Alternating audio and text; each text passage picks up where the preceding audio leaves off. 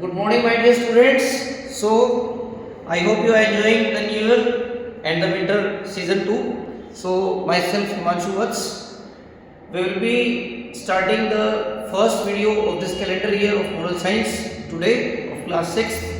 I will introduce you with couple of chapters today which are coming in our syllabus. Our chapter includes chapter number 20 to 30. So, I will be taking today chapter number 22, which I found more reasonable to be explained on the video.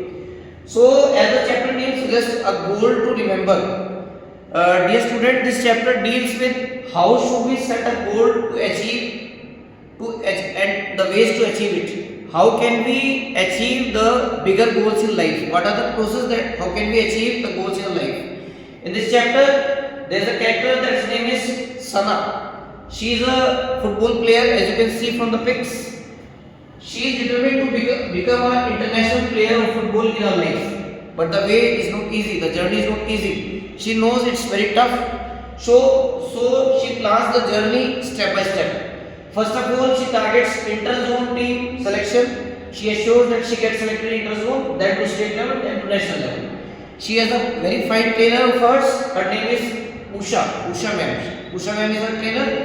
Usha ma'am gives her a goal, a plan to reach to the first level, that is inter-zone level. This girl, Sana, works hard. She sets goal, both physical and mental. As you know, the player needs so much of practice, so much of stamina, so much of physical fitness and endurance. So she works on her weakness first. She works on her stamina and dribbling skills, as the chapter suggests. The other thing is, my dear students, the wonderful thing that is being given in the chapter and we should adopt in our life is SWOT analysis. SWOT analysis says that we should work on our strength, as for strength, weakness, opportunities and threats. As Sana has worked day and night on her weakness, then she has applied her strength to overcome her weakness, and she has calculated her day. She has broken up the day into different time intervals. She used to go to her bed early and have enough sleep. She had at least 8 hours of sleep a day, and I suggest we should also have, as a student, we should also have 8 hours of healthy sleep in a day. She sleeps like a rope during that 8 hours.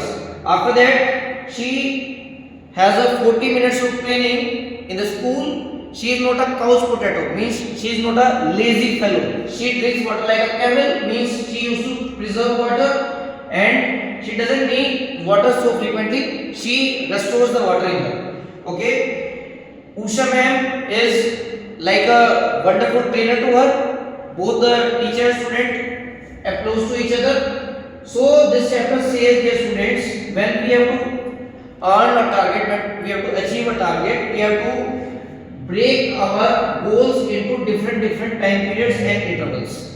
We can't do it in one day. Rome was not built in a day. It is a time taking process. We should not give up until our goal is being achieved. So this was the thing which was given in chapter number 22. Now we will quickly recall the next chapter, that is chapter number 23. That is about the maths.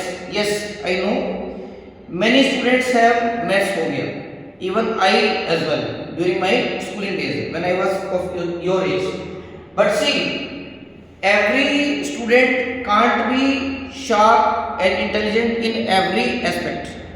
God has made us in such a way, the nature has made the creature in such a way, like elephant is very good in memory, a cheetah is very good in running. So every creature has their own specialty. We can't say that if someone is not good in maths, that means that person is not a good student. Maybe he would be good in some other subject. This story is about a guy called as Arpit. Okay, Arpit looked maths as a Achilles heel. Achilles heel means maths seems to be a biggest nightmare for that student.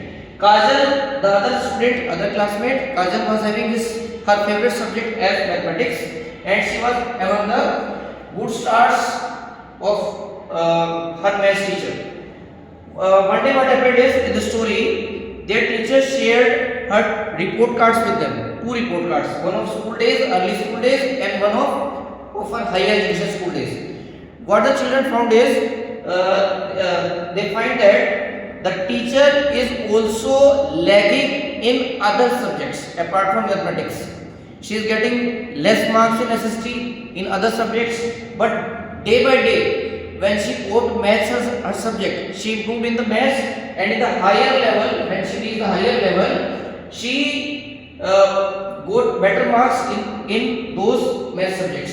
Like we have a person, that is Birsa. Birsa observed that ma'am was very much behind in SST, while Birsa was earning good marks in those subjects. Birsa is a character who catches the thing analytically, means he is good at catching the figures and paintings.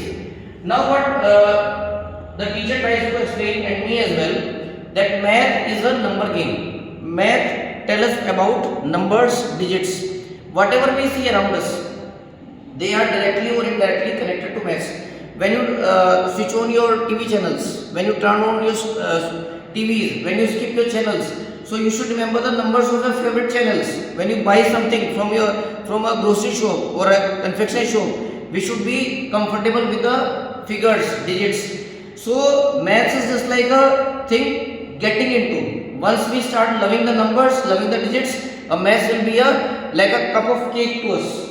Cup of tea to us, it would be like a cake served to us. So as we can see in the chapter, that there are many types of intelligence processes in this world. Some has memory intelligence, some has vision intelligence. So everyone can't be equal, but we can explore our subject. Here what the teacher says, doing maths is an ability to identify and assume numbers to patterns. Okay. Then one boy again said, Birsa observed the flower. This flower. He says that flower is having patterns inside the patterns. Man says, the mathematics teacher says, yes, exactly same way as maths. It's patterns inside the patterns.